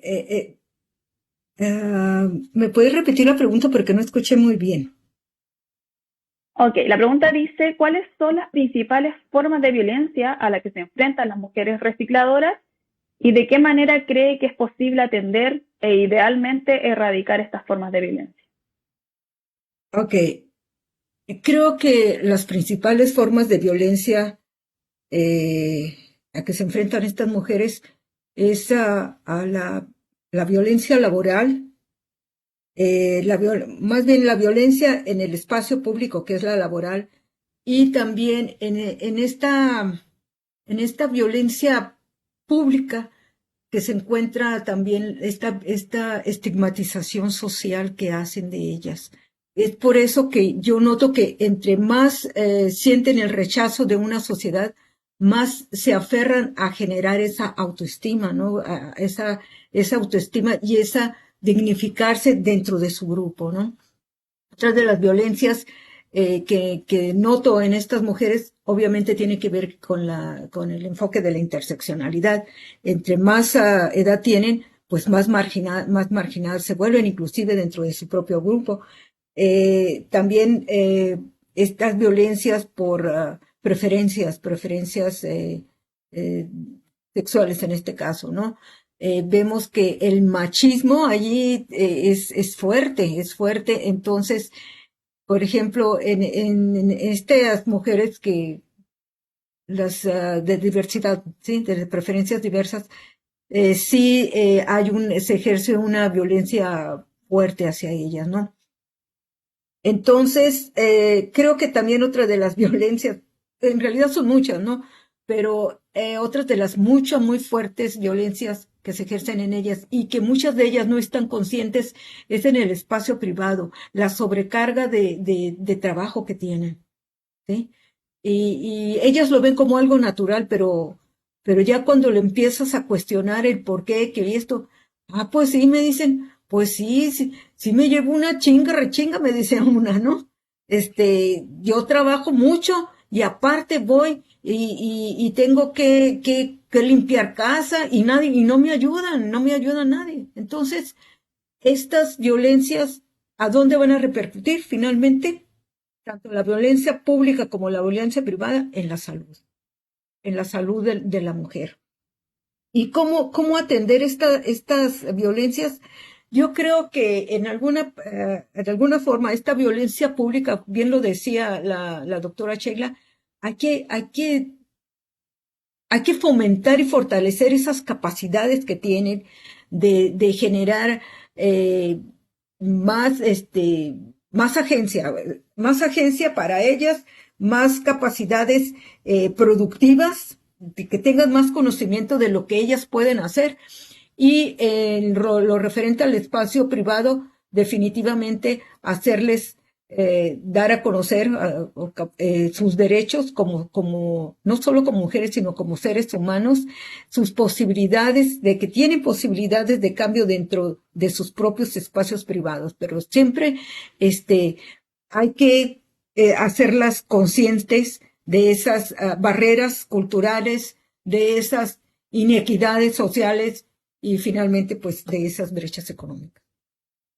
Eso sería mi aportación. No sé si también entendí la pregunta, pero por ahí va. Sí, sí, muy bien. Muchas gracias, doctora Angélica. Bueno, al parecer ya estamos en el tiempo. Solamente voy a mencionar una pregunta que es de manera general para todos los ponentes, para que ustedes quizás nos aporten brevemente, ¿cierto?, sus propias reflexiones. Bueno, esta pregunta nos dice, ¿cuál es la situación ideal al que se podría aspirar a mejorar las condiciones de los recolectores y pepenadores de los lugares en los que existen condiciones muy precarias para estos grupos? Y con esto estaríamos cerrando la sesión del día de hoy. Quien desee puede intervenir. Adelante, Luis. Voy a dar el mismo orden, no sé si ustedes quieren dar el mismo orden, pero ok. Me voy a tomar esta respuesta como reflexión final y para despedirme igual. En primer lugar, también agradecer por el espacio, me siento privilegiado de estar en un grupo de tan buenas investigadoras, ¿sí?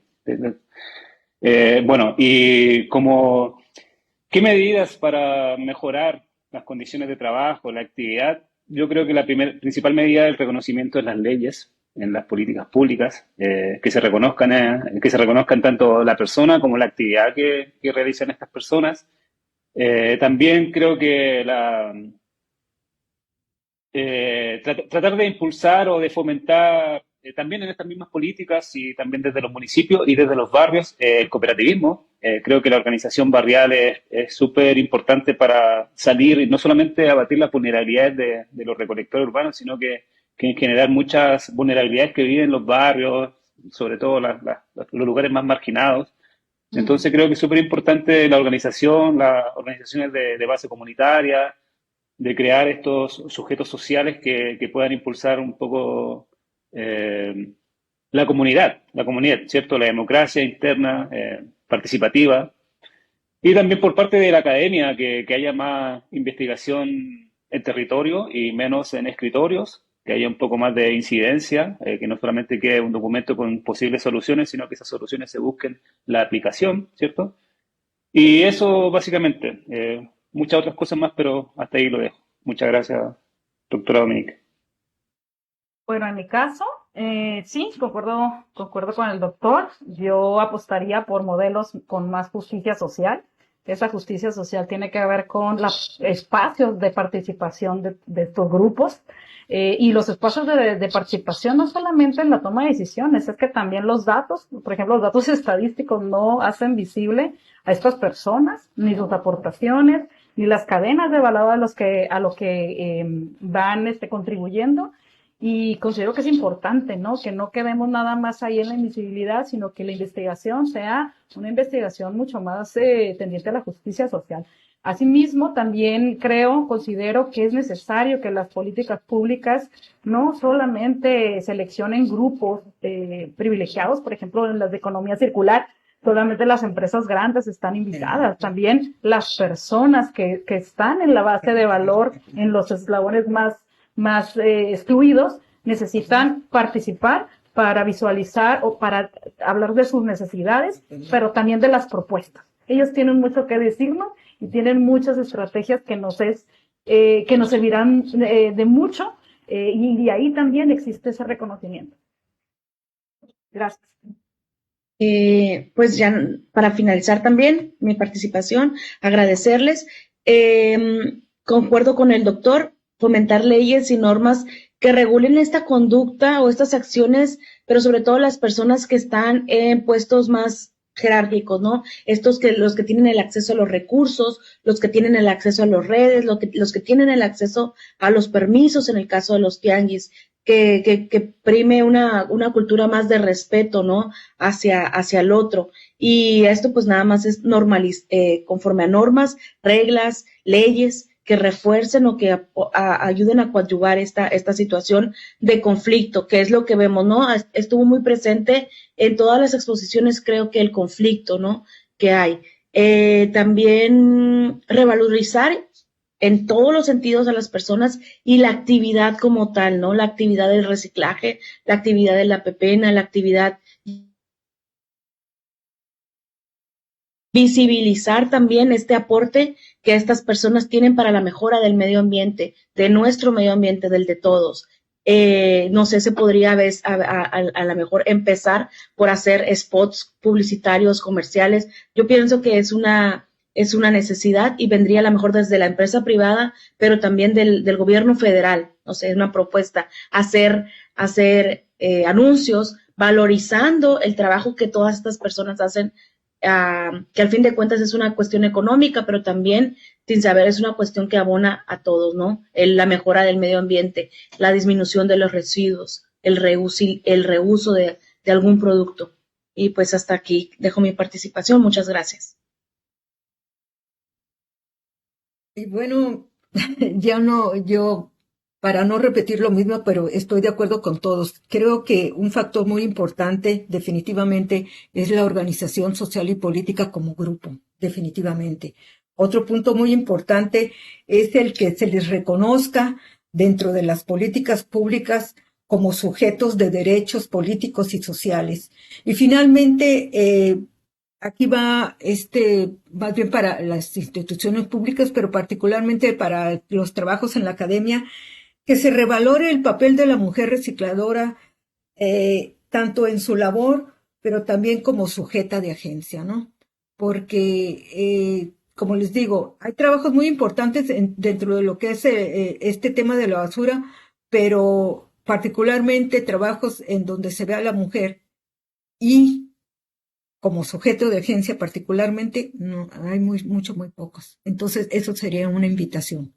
Gracias.